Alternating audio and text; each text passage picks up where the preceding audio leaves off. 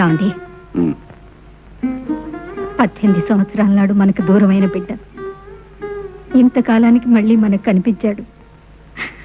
ఆఫీసర్గా మీరు వాడిని అరెస్ట్ చేసి మీ బాధ్యత తీర్చుకుంటున్నారే తప్ప తల్లిగా నేను పడే బాధను అర్థం చేసుకోరేమండి. నన్ను ఇప్పుడు ఏం చేయమంటావు శారద? వాడిని ఎలా అయినా విడిపించి ఇంటికి తీసుకురండి. శారద, అనుబంధం కంటే అనురాగం కంటే మనిషి నీతికి న్యాయానికే విలువివ్వాలి. నా కొడుకనే స్వార్థంతో వాడిని విడుదల చేస్తే నా వృత్తికే ద్రోహం చేసిన వాడిని అవుతాను. నా కొడుకే కాదు, నన్ను కన్న తండ్రి అయినా సరే నేరం చేస్తే శిక్షించడం నా బాధ్యత. వృత్తి ధర్మవదల్ని గొప్ప ఆఫీసర్ అన్న పేరు కావాలే తప్ప మన రక్తం పంచుకు పుట్టిన బిడ్డ ఏమైపోయినా పర్వాలేదు. అంతేకాదు, కన్న కొడుకని తెలిసినా వదిలిపెట్టిన ఆఫీసర్ అన్న పొగడ్తలే కావాలి మీకు. నా పేగు తెంచుకు పుట్టిన బిడ్డ ఏమైపోయినా పర్వాలేదు. అంతే కదండి. ఇన్నాళ్ళు వాళ్ళు లేనందుకు ఏడ్చాను, ఇవాళ మీరు వాడిని జైలు పాలు చేస్తున్నందుకు ఏడుస్తున్నాను. శారద, వాడు నీకే కాదు నాకు కొడుకే. ఆడదానివి గనక నీ బాధ బయటికి చెప్పుకోగలిగా. మరి నేనెవరితో చెప్పుకోను? నా మనసుకే మాటలుస్తే, నా బాధకే భాష తెలిస్తే అప్పుడు మీ అందరికీ అర్థమయ్యేది. రాయిలా కనిపించే ఈ పోలీస్ ఆఫీసర్ గుండెలో ఎంత మంట తగులుతోంది.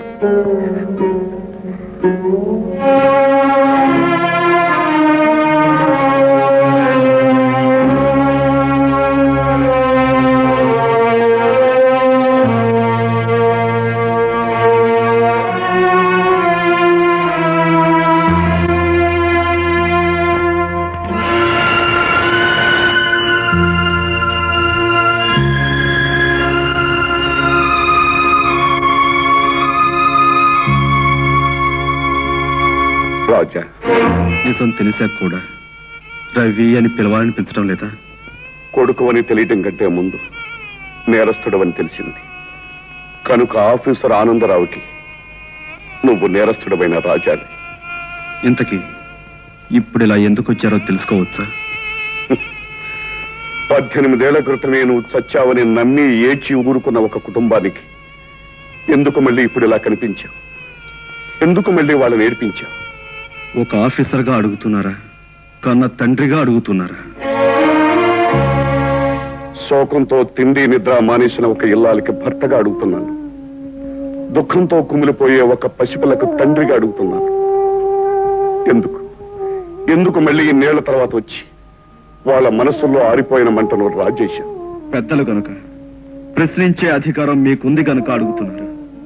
నిజానికి ప్రశ్నలు వెయ్యాల్సింది మీరు కాదు, నేను. ఏమిటో అనేది? ఒకప్పుడు మీ తొందరపాటు వల్లే కదా ఆ తల్లి కొడుకును పోగొట్టుకున్నది. మీ పొరపాటు వల్లే కదా ఆ చెల్లి తమ్ముడు అన్నను పోగొట్టుకున్నది. ఆనాడు నేను చెయ్యని నేరానికి నన్ను దూరం చేశారు. అదేవిధంగా ఈనాడు మీరు నేను చెయ్యని నేరాలకు నన్ను బాధ్యుడంటున్నారు. అంటే కాళిదాసు పేరుతో ఇక్కడ కల్లోలాలు సృష్టించింది నువ్వు కదా? కాదన్న నిజం కంటే అవునన్న అబద్ధాన్ని మీరు నమ్ముతారు. అందుకే మీకు కాదని చెప్పుకోవడం అనవసరం. మీ మంకుతనంలో మార్పేమీ లేదు, మీ మొండితనంలో కూడా మార్పేమీ లేదు. సార్, మీరేమీ అనుకోనంటే ఒక చిన్న కోరిక కోరచ్చా? ఏమిటది? మీరు నన్ను కొడుకు అనుకోకపోయినా నాకు మీరే తండ్రి. అందుకే మిమ్మల్ని ఒక్కసారి నాన్న అని పిలుస్తాను. నాన్న, అమ్మని అడిగానని చెప్పండి.